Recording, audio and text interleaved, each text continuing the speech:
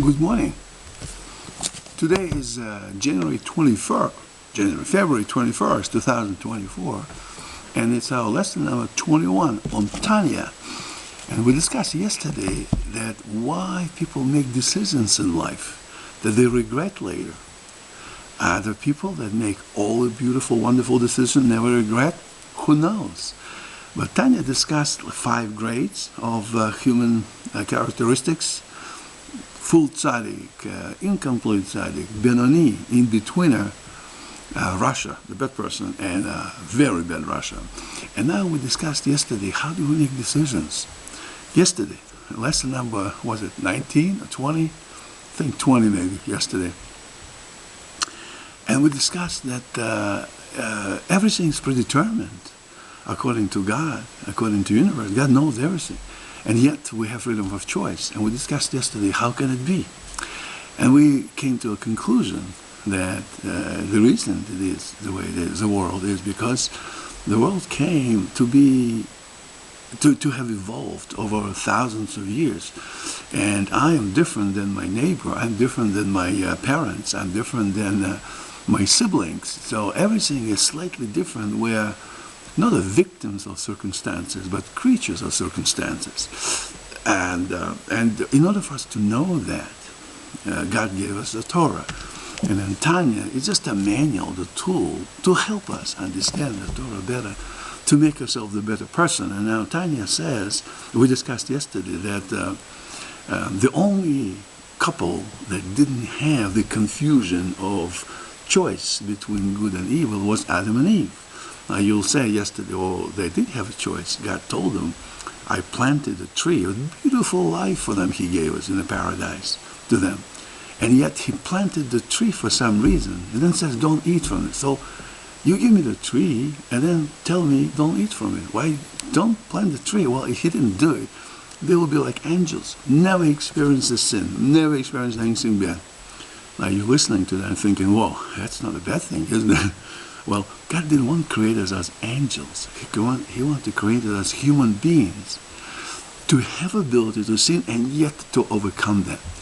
And Adam and Eve were essentially void of that depths of choice. They didn't know what evil was. They didn't yet have experience. Only over time, over history, the experiences of humans accumulated. And our choices between good and bad, good and evil, became more confusing, if you will. In order to unconfuse that, God gave us the Torah, that if you have decisions in life, should I invite my cousins for dinner or not invite my cousins for dinner? Should I talk to my neighbor or not talk to my neighbor? Should I help this lady across the street or not help her? That is in Torah, in the entire set of our heritage, in written Torah, in the oral Torah, in the Talmud and Mishnah, in Tanya, in Kabbalah, in Midrash. The entire volume of that literature teaches us how to become a better person. Then Adam and Eve had to, in other words, their society influencing them was only one entity, the God. And God influenced them to make the decision to sin. He introduced the concept of sin for them in order for them not to be as angels, but to be on the other side. Angels never experience that.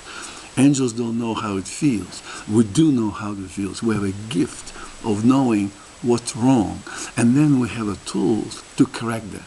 So after correcting it and coming to the bright side of the God's destiny, we're becoming better than angels, more fulfilled than angels, and therefore the universe becomes a better place. So understanding this is very powerful, because then you can say, what do I do today? What do I do today? Do I have to be more and more and more religious? Do I have to have a more and more observant? Well, God created a balanced world. He created all these experiences for us for a reason. Some people need to be farmers. Some people need to be truck drivers. Some people need to be doctors, engineers, street cleaners, carpenters. teachers, you name it. Some people become more observant, if you will, in quotes. They're sitting 25 hours a day and learning Torah, and then the husband is learning Torah and the wife works. Well, look in Talmud. Talmud says, well, that might be extreme. The person should have a job. The guy should be a carpenter or a teacher. Well, how can it be a teacher? How can it be a carpenter? I need to learn Torah. I cannot live a single moment of my life without learning Torah. Well, God tells us that learning Torah is not only reading the text, it's also living your life. You're doing the surgery on the patient as a doctor. You're not reading physically from the 5 books of Moses, but you know you're doing it God's work. You're saving lives. You're cleaning the streets. You're not reading from the book at the moment, but you do it with the point that you're also part of the God's creation. And that is what God wants for us. That's why sometimes to go to another extreme, to saying, well, I want to be more and more religious. Well, you should be more religious. Put a black hat, make your pants longer, or go to synagogue not 3 times a day, but 5 times a day.